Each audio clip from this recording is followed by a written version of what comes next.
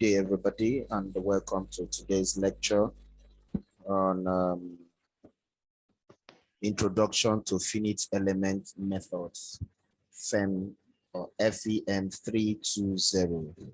Introduction to Finite Element Methods, FEM 320.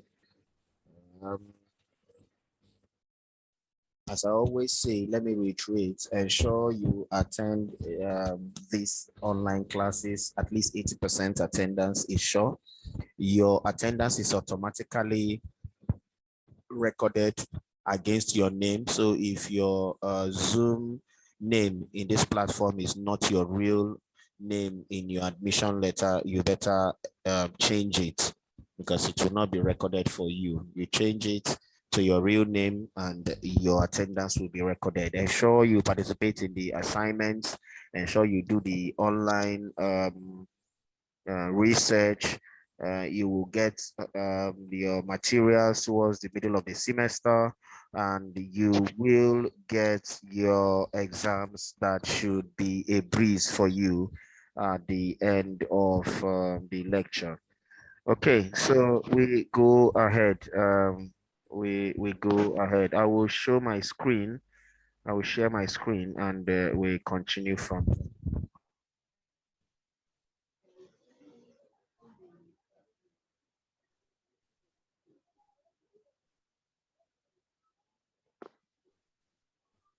This course is for 300 levels, for the engineering student to 300 level, depending on your courses that you have signed up for.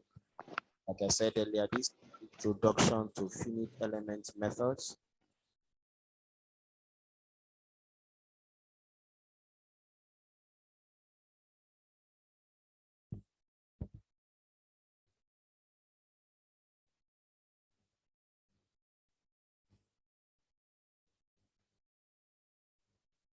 What is finite element methods? What is finite element methods? Finite element methods and finite element analysis.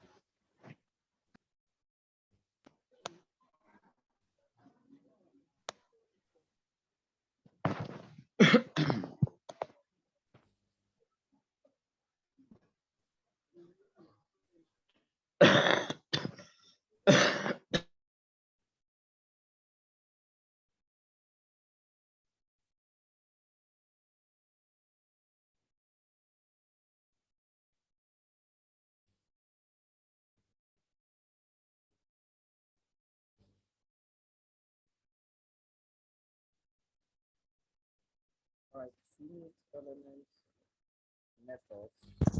Finite element methods is otherwise called finite element analysis. Is a general numerical method for solving partial differential equations in 2 or 3 space variables. Uh, to solve a problem, the firm subdivides a large system into smaller, simpler parts.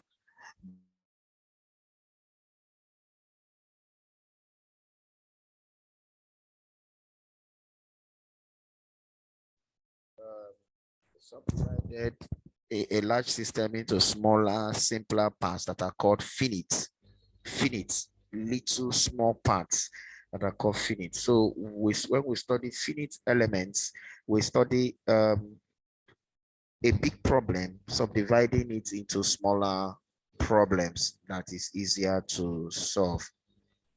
Let us look at stress analysis using finite elements method. Stress analysis is an important part of engineering science, as failure of most engineering components is usually due to stress. The component under a stress investigation can vary from the legs of an integrated circuit to the legs of an offshore drilling rig, or from a submarine pressure hull to the fuselage of a jumbo jet aircraft.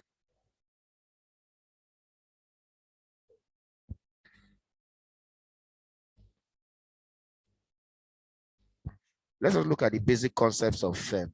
The subdivision of a whole domain into simpler parts has several advantages. Number one, accurate representation of complex geometry, inclusion of dissimilar materials, material properties, easy representation of the total solution, and capture of local effects. Typical workouts of the method involves, for us to work out these methods, it involves number one, dividing the domain of the problem into a collection of subdomains, with each subdomain represented by a set of elements equations to the original problem. Two, systematically recombining all sets of elements equations into a global system of equations for the final calculation. The diagram below shows the process of analysis is divided to pre-processing phase, solution phase, post-processing phase. In the pre-processing phase is divided into defining the type of element, defining property of given materials, model creation, defining the mesh density, while the post-processing phases involve graphical output, numerical output, and animated outputs. Let us look at the types of elements in FEM. The type of elements in FEM, generally they are grouped into one-dimensional, two-dimensional, and three-dimensional elements. On the right there, you will see a graphical description of dimensions, and one dimension is just having length, but usually may not have any breadth. Two dimension will have a length and a breadth. Three dimension will have length, breadth, and height. And two dimensions will have length and breadth. Actually, three dimension will now have length, breadth, and height. Um,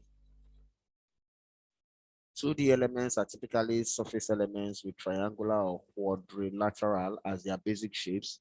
Examples of 2D elements are 3-node triangular elements, 6-node triangular elements, and many more. These surface elements can have regular or irregular shapes shown in the figure below, which is the figure you are seeing there. Let us look at linear static analysis. Linear static analysis. Linear static analysis is a design approach where equivalent static storage forces due to wind or earthquakes are applied to the structure. It is an analysis where a linear relation holds between applied forces and displacements.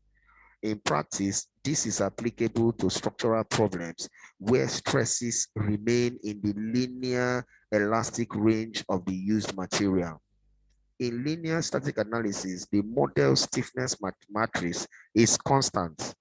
Look at the next slide. You will understand more. Let's look at the next slide. In this slide, when we define linear static analysis, it's divided into linear elasticity assumption, elastic load assumption, and minor deformation assumption. Now, in the linear elastic assumption, the relationship between load and deformation must be linear. Rigidity and corresponding stiffness value of the material must remain constant. The relationship between loads and deformation is proportional to the stiffness value of the material. The proportional relationship between loads and deformation is translated into an equal proportion between deformation rate, stress, deformation rate, and stress. Now, this allows use of the superposition method to predict performance under various conditions. Metallic materials themselves can be said to behave linearly in their elastic zone for most cases. However, from the yield point onward, most metals exhibit non-linear behavior. Remember, okay, it was in the 300 levels, you must have learned about stress-strain relationship, Young modulus, Hooke's law, and the rest. So at a certain point, stress and strain is uniform until it gets to the yield point. At the yield point, when the yield point is passed, elasticity is passed, the metal can no longer return to its usual shape. If this continues, we get to a point whereby little stress or no stress can lead to a high strain until there is a deformation. That is linear elasticity assumption. But in static load assumption, all acting loads must be time independent. Loads are assumed to be static or gradually applied at a slow speed. Loads are assumed to remain constant. Loads are assumed to not change direction during analysis. Initial and dampening forces due to impact or the dynamic loading are neglected. That is the assumption that we make for static.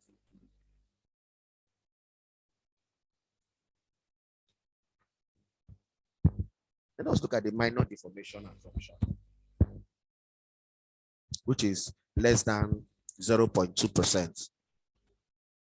The induced displacement must be small. The analysis must yield displacement small enough to ignore changes in the stiffness of the material due to the loading.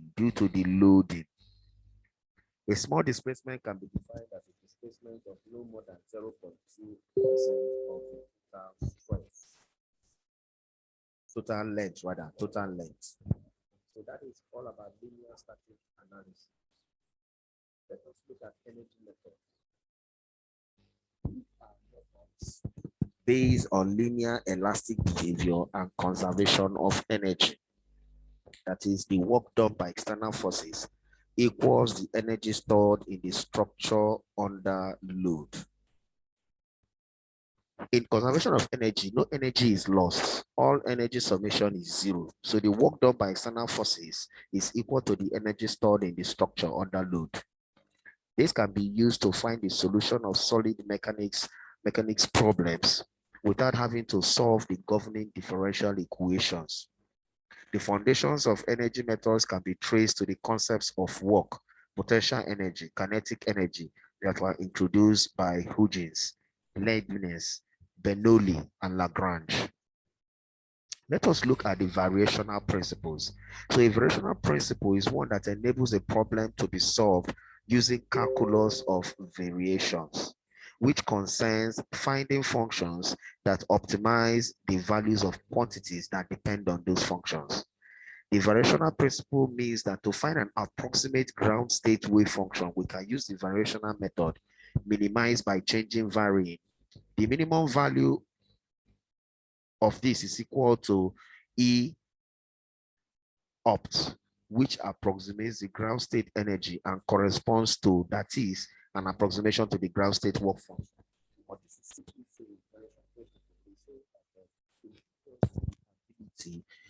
To enable us solve a problem without using, that enables the problem to be solved using calculus of variations.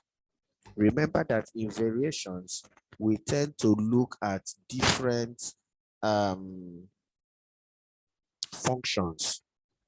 We look at different functions, and it's looking at those different functions that gives us the principles of variation. What is quadrature? The quadrature rule is an approximation of the definite integral of a function, usually stated as a weighted sum of function values at specific points within the domain of integration. And this is how you calculate quadrature.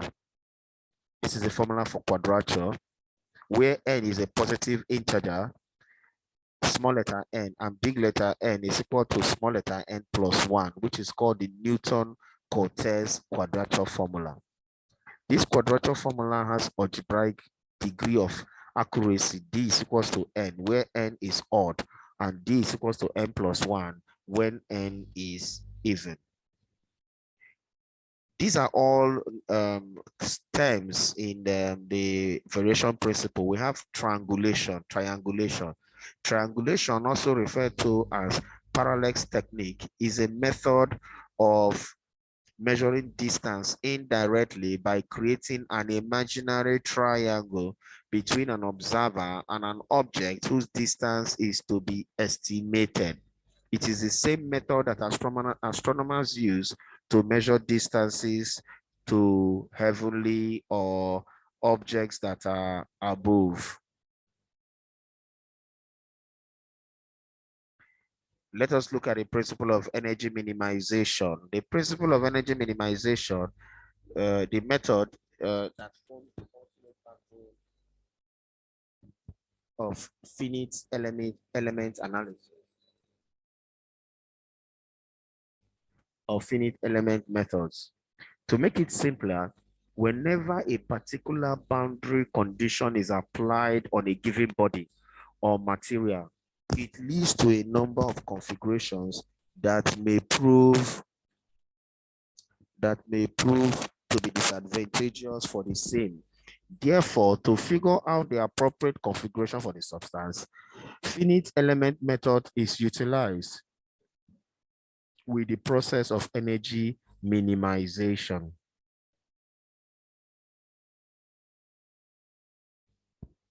The principle of minimization of energy, according to its rules, states that when a boundary condition like displacement or force is applied on the material for a number of reasons, the configuration of the body takes the minimum energy and thus gives the appropriate reading of the geometrical flaws.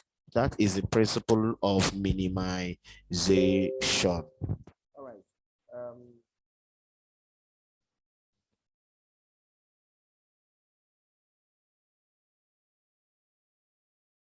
I can see that today's class, we don't have a very full class. So I'm going to stop here for today.